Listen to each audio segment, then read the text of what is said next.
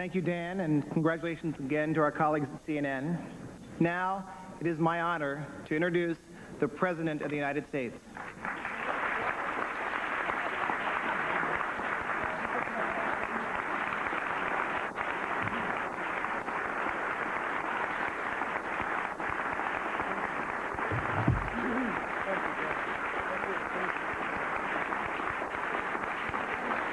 Thank you. Thank you very much.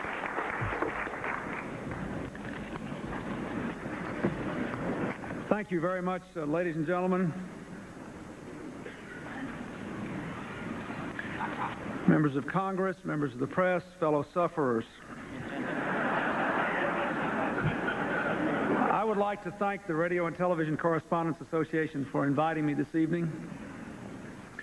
I want to give Terry Murphy a special thanks for the kind introduction, and also, given my condition, I'd like to give a special thank you to the Ridgewell Catering Company for bringing me here tonight.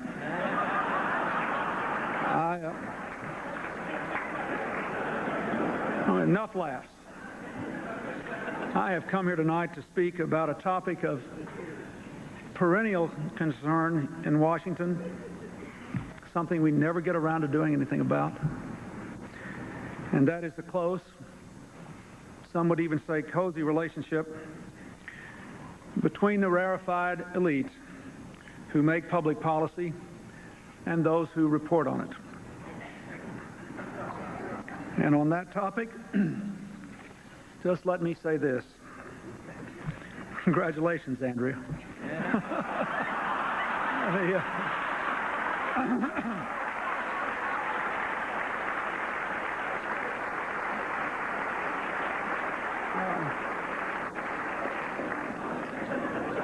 You know that fellow standing next to you in the newspaper photos a few days ago? He looked exactly like Alan Greenspan, only exuberant.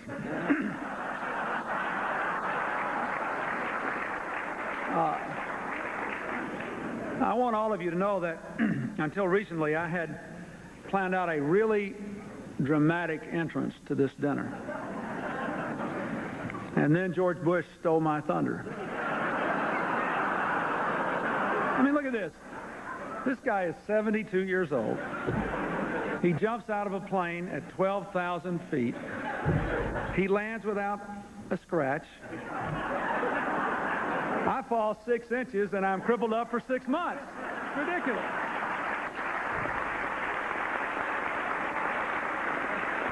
Now, as you might imagine, my injured knee adds complications to my schedule. In fact, you know, just when I was on the way over here tonight,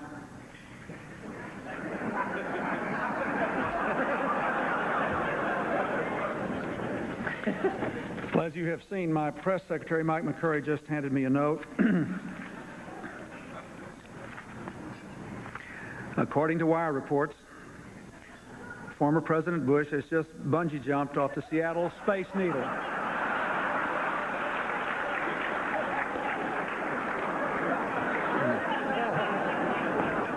Well, that reminds me, I was supposed to make another announcement tonight.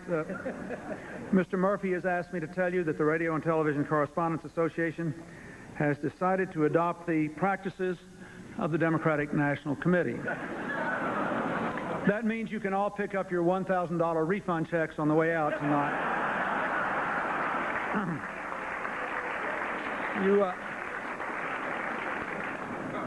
You know, I'm getting a little sick of these fundraising stories.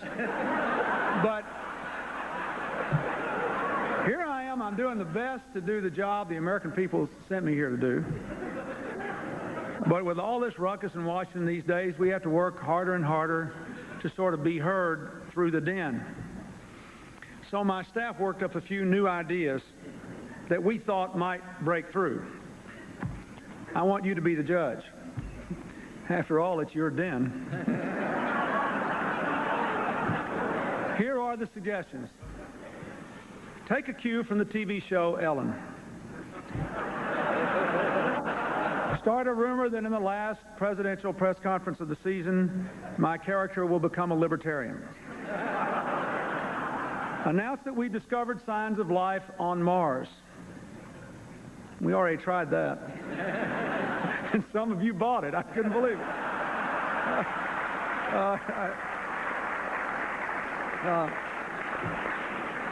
Announced that I will fight Evander Holyfield. Anytime, any place. Here's the Vice President's suggestion. Sign an executive order hiring people on welfare to install computers in our nation's classrooms, to email messages to neighborhood watch volunteers, to use their cell phones to call 100,000 community police officers, to remind the 1 million literacy tutors to show up for work.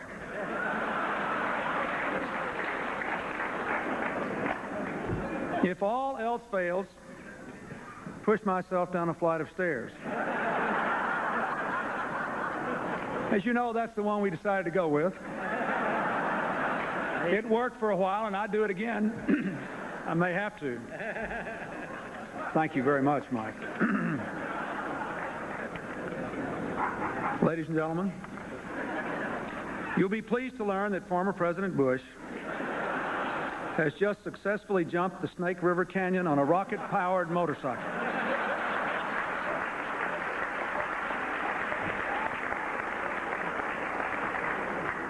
Now he's just taunting me. You know, one of the results of being bummed up for a while is that I've gotten to watch a lot more television than normal, and I spent a day in the hospital just sort of channel flipping, surfing, that's what you call it now. And I was amazed at the way all these different channels struggle to accurately but uniquely cover my surgery.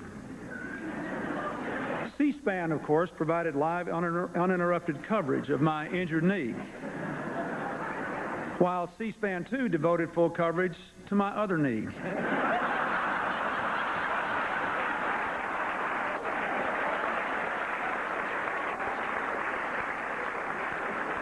Within an hour of the accident, CNN had composed ominous theme music and put up a graphic: breaking news, breaking knees. I knew it was going to be a major story when their headline news devoted a full 5 seconds to it. MSNBC immediately proclaimed itself the state-of-the-art global interactive command center for all leg-related news. ESPN broke into the North Carolina-Colorado basketball game with a breathless bulletin that Greg Norman was just fine.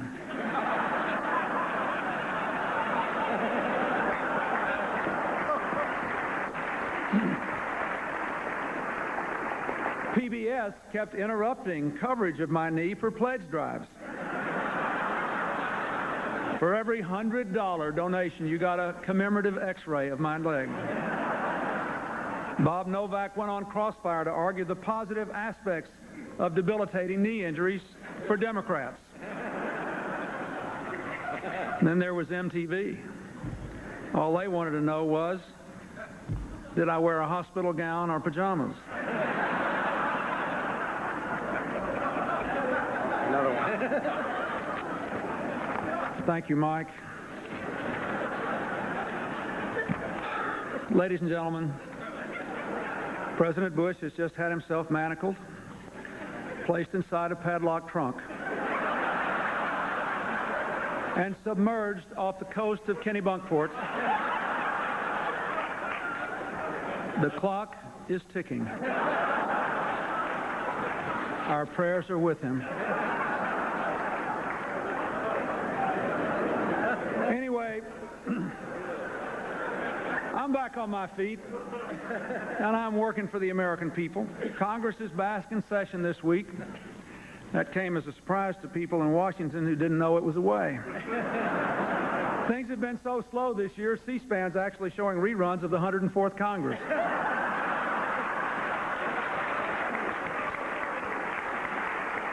And we can't get agreement to change the consumer price index. That's the hang-up on this whole budget deal. And there are Democrats and Republicans in the House. They're scared to death of it. But, you know, a small change in the CPI could shave billions of dollars from the deficit, add years and years to the life of the Social Security Trust Fund. Now, I know this is a complicated issue for some people, and I've been looking for some simple way to explain it. And so consider how we might reindex some other statistics. For example, a report said last month that we Americans are the heaviest people in the world. Working together, reaching across party lines, we can change all that. Instead of 16 ounces to a pound, we'll say there's 20.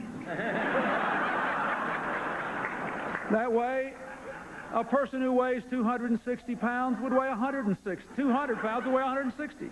Think about it. Overnight, Democrats and Republicans can make America the thinnest nation in the world.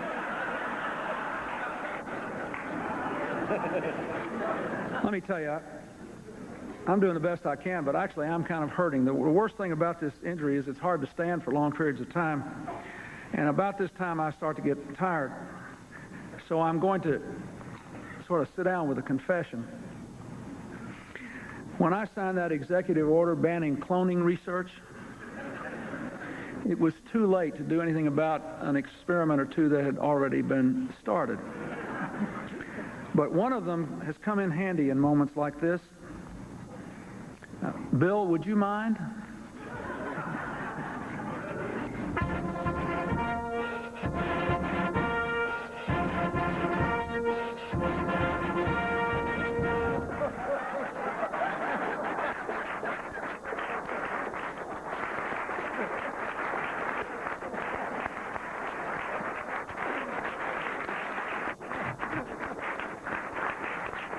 Mr. President, have a seat.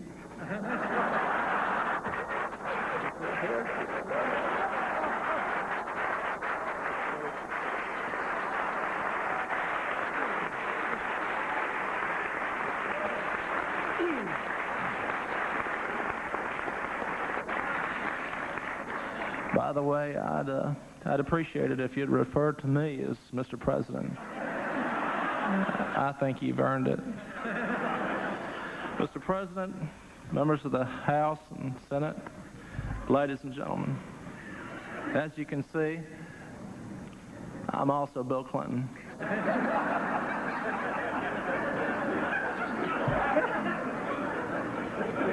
Typically, when I come in to mop up at the end of an event like this, I'll just finish reading from some prepared text and say things like, "We must find common ground.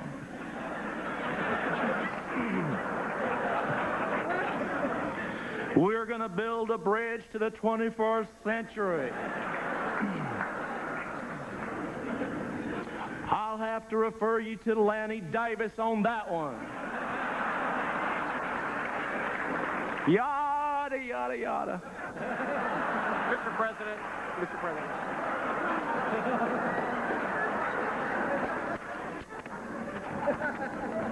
This is odd. Evidently, George Bush has successfully escaped and has been spotted swimming toward the coast of Maine. Hell does that mean?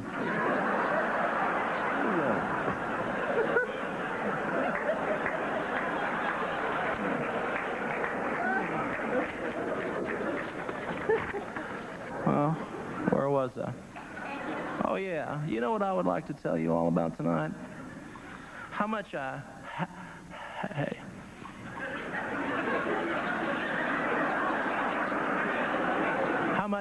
hate waiting around to see if I'm going to pinch hit for him today.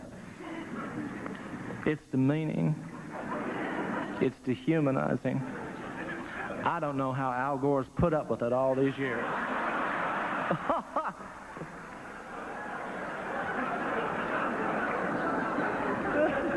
But I shouldn't complain. I mean, if you're going to be a clone, you're not going to do a whole lot better than being a clone of the President of the United States. The key to being a clone is making sure you're the clone of somebody cool. Let's face it, this gig could be a whole lot worse. Imagine waking up and finding out you're a Bob Dornan clone. Sitting up all night counting votes. It is not for the squeamish. I did get some work done. I had a meeting with some members of Congress about some chemical weapons, some treaty type thing. Mr. President, remind me, are we for that or against it? For it. I'll tell you what, I do love that red phone. Oh, by the way, maybe you ought to be the one to call Yeltsin back and apologize. If I call him again, I'll just make it worse. I'll come back up here. Mr. President of the United States.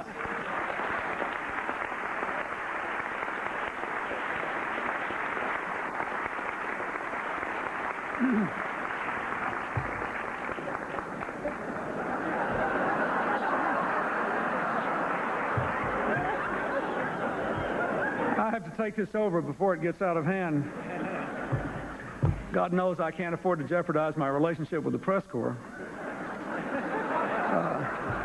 But I want to thank you, Bill, or Mr. President. By the way, I wrote up a to-do list for you for the next couple of days. As usual, there's the morning jog. You have to do that now. Tomorrow at 3:30, I have a conflict. I have a root canal appointment and a press conference in the East Room. I know it's going to hurt, but would you mind doing the press conference? No, wait a minute. I couldn't ask anybody else to do that, even me. Actually, I enjoy these press conferences, and I enjoy coming here every year. I thank you all for what you've done to sustain our democracy for nearly 225 years. Our country is still a work in progress, and I look forward to building on that progress with you. I even look forward to these dinners, and I really wouldn't want to send anyone else in my place. So I want to thank all of you for having Hillary, me, and me here this evening. In closing, let me say, we must find common ground. We are going to build that bridge to the 21st century. I do have to refer you to Lanny Davis on that one. Yada, yada, yada. Good night, and thank you very much.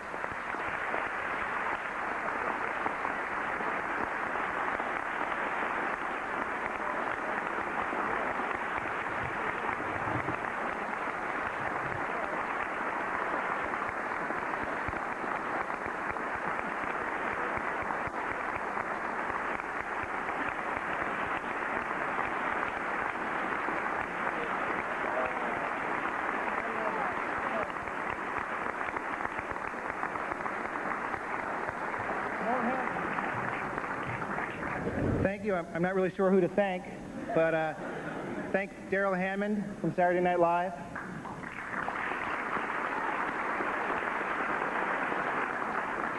And thank you again, Mr. President, for coming back.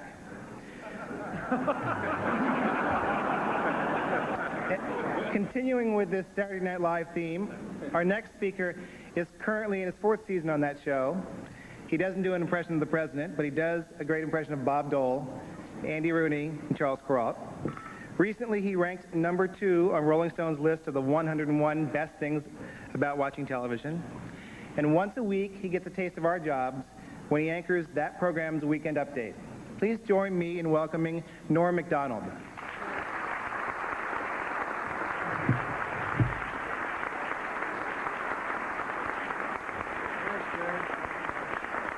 All right. I won't be as funny as that last bit. Just so you know. Well, good evening, Mr. President, Mrs. First Lady, and the distinguished members of the Radio and Television Correspondents Dinner. When I accepted the honor of performing here tonight, one thought crossed my mind, and that was, please, God, don't let me bomb in front of the President.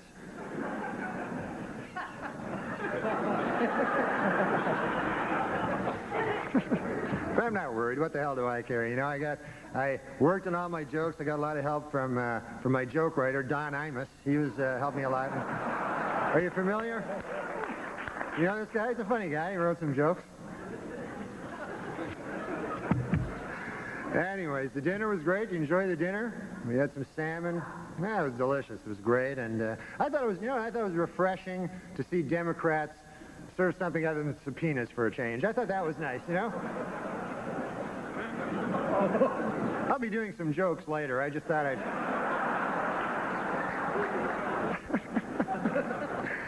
Oh. But, it is rather daunting to me. I'm just a guy, What the hell am I? And here I am, I look out, I see President Bill Clinton, I see Secretary of State Madeleine Albright, media mogul Rupert Murdoch, broadcast legend Larry King, pornographer Larry Flint, Dick Morris. The list is starting to drop off a little, folks, but still, you get the idea. It's daunting. And, of course, it was very inspiring to see President Clinton up here on crutches making a speech. I mean, I thought that was just amazing, it's been difficult for the president. He can't jog now, and he needs help getting around, and he still occasionally suffers great pain, On the upside, you got your medical marijuana, so that's,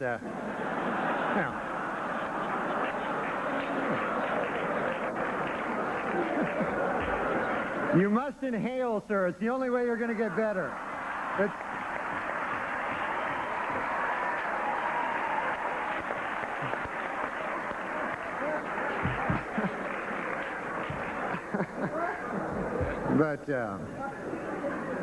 But it's odd. I mean, I think this is the first time that I can remember that we've had a president that is hobbled, and it's tough on everybody. The Secret Service, it's not easy on the Secret Service. They have had to learn, how to do this, and they've been specially trained on how to lift and carry President Clinton by top experts who've been doing this for a long time.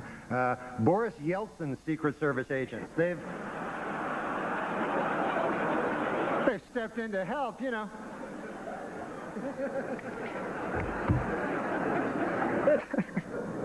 Anyways,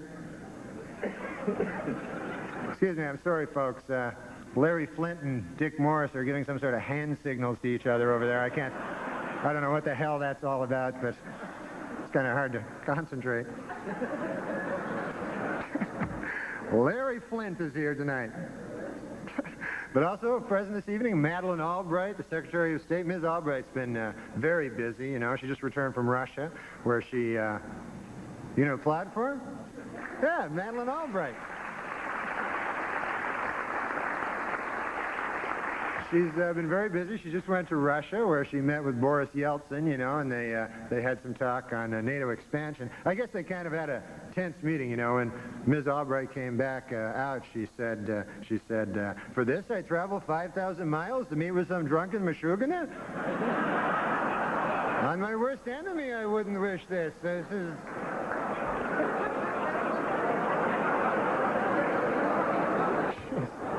She's changed, That's what I find. She's...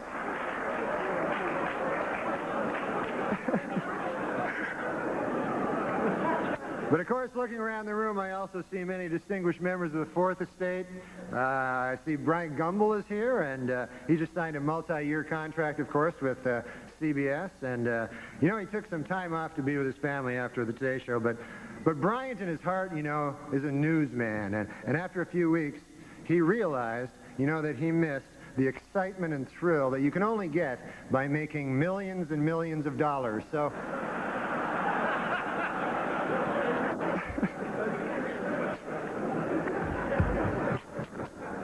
And Dan Rather, of course, is here. He's a broadcast legend. I love Dan Rather. I talked to him backstage, and it was a real thrill for me, and he was so excited to be here, I was backstage, and I've never seen him so excited. At one moment, I remember he broke into a huge frozen smile, and it was... There it is again. There it is. Take a look. That's the huge frozen smile I'm talking about. but we got a lot of power here, a lot of juice. Mr. Rule Arledge is here, of course, the chairman of ABC News, you know, and a lot of crazy stories coming out of that division, you know. You know, stories about this person sleeping with that person and all that, you know. Scandal after scandal. And if you heard the latest, I heard this just the other day. There's a rumor that last week, a certain, I don't want to say who it is, a certain gentleman in ABC News, he went to a party and he got really drunk and he ended up having sex with his own wife. I don't know how these rumors get started, but you know, it's probably just a vicious rumor, really, you know. But as Mr. Arledge knows, of course, TV has become a very tough game. You got to stay competitive, you know. As we all know, ABC's Good Morning America is in a little turmoil, you know, a little trouble, a little rating trouble. And they're considering a lot of ways now, you know, to boost the ratings. And I don't know, I think they're getting a little desperate. I heard that next week Charles Gibson will announce he's a lesbian. I mean, is that going to help anything? Nobody wants to hear that. Martha Stewart is here, and she wanted me to tell you, don't let the busboys clear your table off tonight, because a little later Martha will come up here, and she's going to show us how to take those old discarded fish bones and make a beautiful birdhouse. So...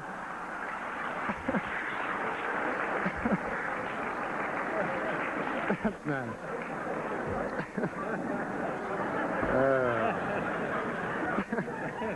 I'm very nervous. I don't know why. Before I sip this coffee, actually, sir, how much is this? How much would a cup of coffee cost in a place like this? Nothing for you. Nothing. It's free. Okay, great. I didn't want to get, you know, I didn't want to see $90,000 on my bill later.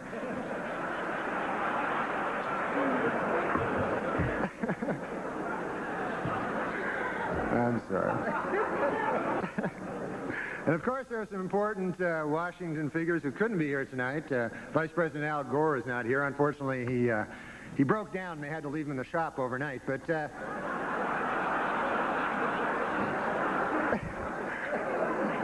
say he'll be all right later. Something wrong with the voice box or something. I don't know what it was.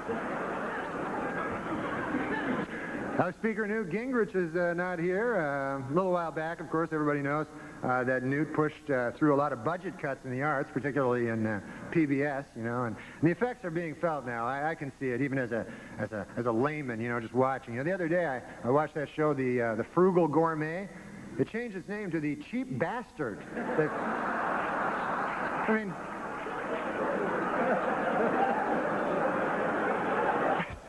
It's crazy. And Senator Ted Kennedy couldn't be here. You know, there's a lot of jokes about Ted Kennedy, but I recently watched an interview. It was very touching, you know. Ted was talking about, or Mr. Kennedy, what the hell am I calling him Ted for? Senator Kennedy was talking about how he proposed to his lovely wife Vicki Reggie, and it was very touching. You know, it was a different side of Ted Kennedy you don't see. He was very old-fashioned and romantic. You know, when he made the proposal, it was very nice. He got up on one knee and he. It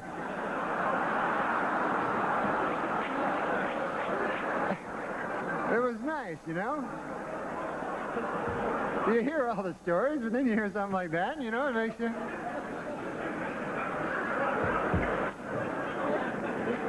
I'm starting to relax now, you know. I think I'm relaxing a little.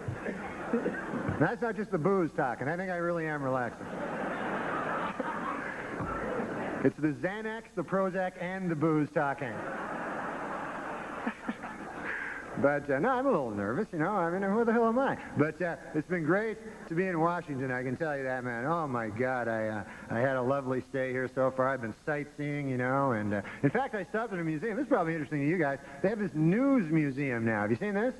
It's a museum that's dedicated to broadcast journalism, and they have all sorts of, you know, tributes to Edward R. Murrow and such, you know, and they have this one fascinating place. It's a kind of an interactive display, and visitors, what they can do is they can appear on camera and pretend that they are real journalists, you know. So far, it's been visited 20 times by Matt Lauer, but...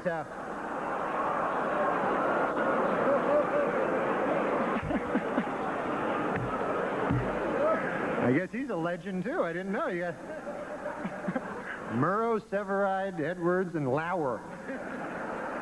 All right. And also today I took a visit to the White House. For any of you who haven't taken a visit to the White House, unbelievable.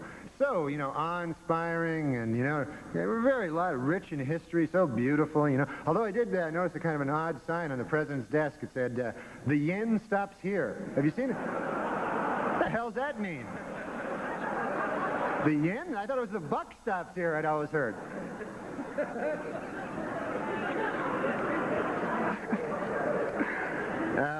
Of course, they say the White House is haunted. Did you know that?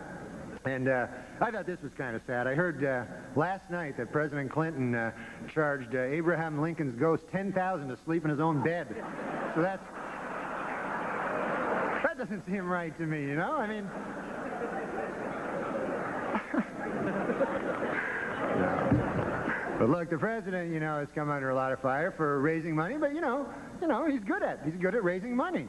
That's not a bad thing. Every president's done it. It's just that President Clinton is very, very, very good at it. Do you know he has organized in the past year over 100 fundraising dinners and over 200 fundraising midnight snacks? Did you know that? Is he laughing? Is he...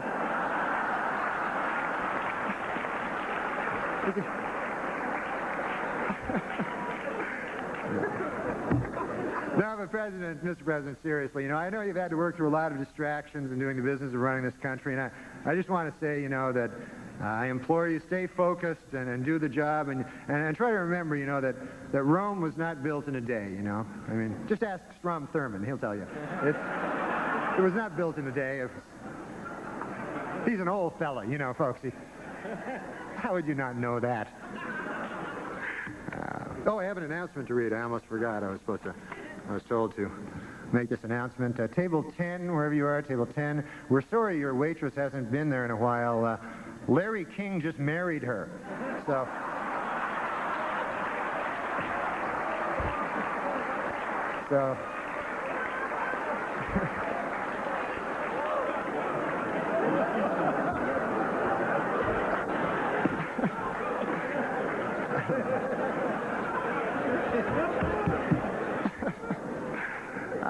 I have to say, though, this is an incredible thing for me. I'm just a punk, and yet here I am, I can't believe I'm speaking in a room. I'm standing in a room here with the most powerful man in the country, Alan Greenspan, and it's a little amazing to me. It's a little, Of course, that's the big story in here in Washington is the recent marriage between NBC's Andrea Mitchell and Alan Greenspan, who is 71 years old. And this is sweet, I didn't know this. They wrote their own vows, She promised to love, honor, and speak into his good ear. So that was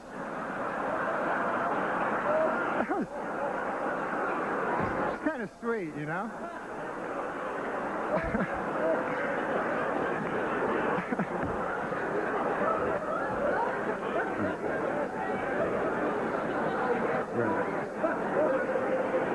The newlyweds are going to spend their honeymoon in Mexico, and I thought this was sweet. As a gift to his new bride, Alan Greenspan just devalued the peso so that that'll be nice.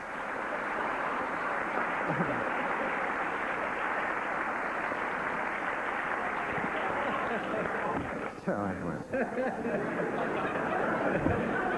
a little bit more of my coffee. Anyways.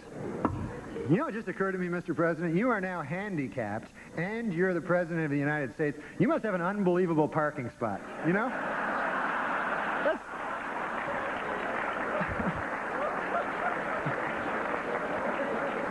That's got to be very close to the building,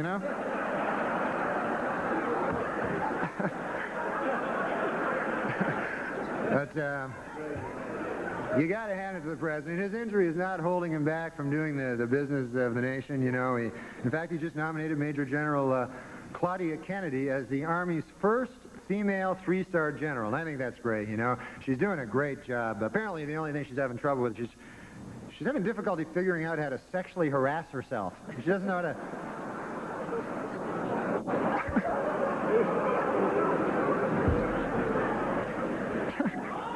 What's that?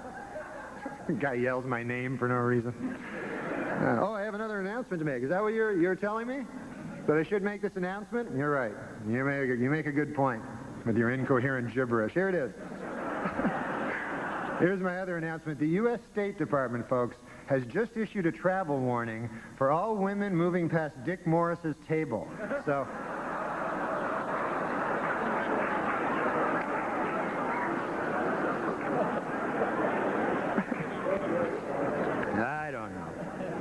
I don't know. Well, that's about it for me. I just want to... How about this Heaven Gates call? This is what everybody's talking about. It's unbelievable. And it really is a sad story, and it's hard to comprehend. I mean, think about it. Who in their right mind would believe that you get into a spaceship behind a comet by castrating yourself and committing suicide? I mean, other than Pierre Salinger, who on earth would believe...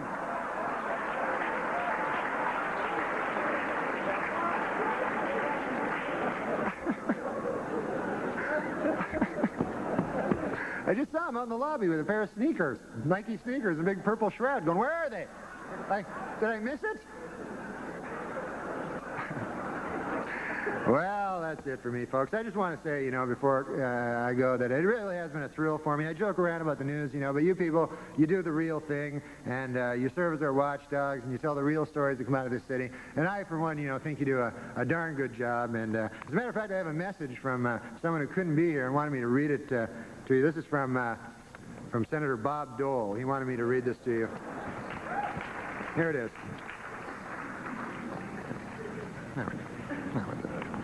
This is from Senator Bob Dole. Ladies and gentlemen of the press, to hell with all of you. You cost me the damn election. You can kiss my ass, every last one of you. Thank you, folks. Thank you very much.